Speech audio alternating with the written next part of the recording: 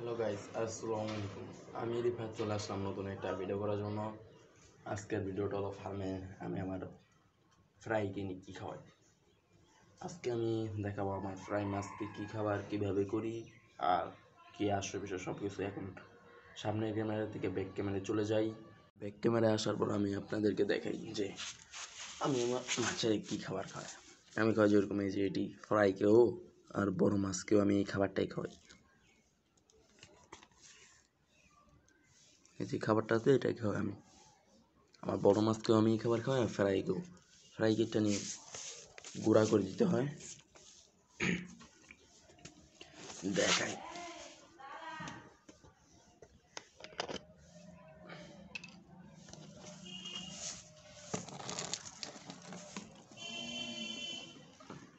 তিনি ফ্রাই খাইতে পারে। আমি এদেরকে এই খাবারটাই দিয়ে থাকি ফাঁকি। এটা আমি গুঁড়া করে বড় মাছকে এই খাবারটাই দিই।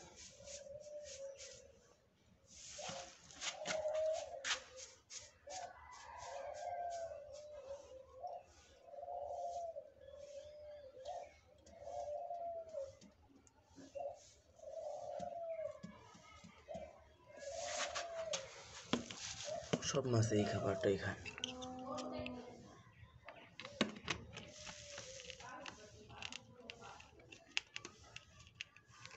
দেখছে এই ট্যাঙ্কে ফ্রাই আছে, এই মাছগুলো তো ফ্রাই দিয়ে দিছে অলরেডি।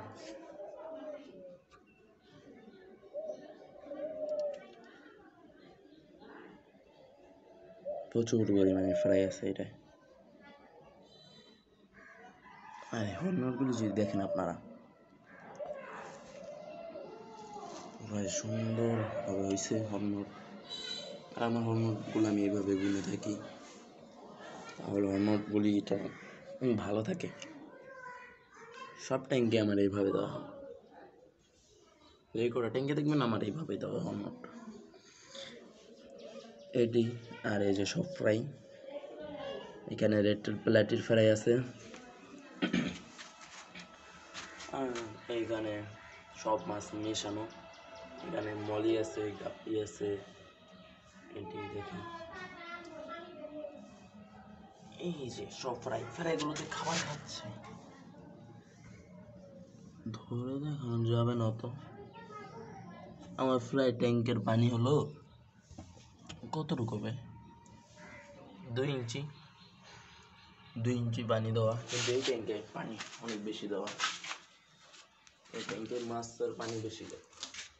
আর এখানে যে মাছগুলো আছে সেটা দেখেন ব্রিডিং বক্সে দেওয়া। এই মাছগুলো অনেকটাই সুন্দর দেখতে।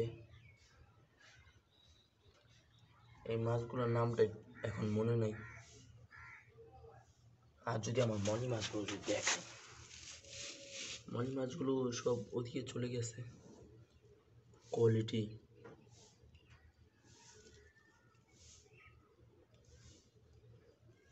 সব মনি পিস দিয়ে চলে গেছে।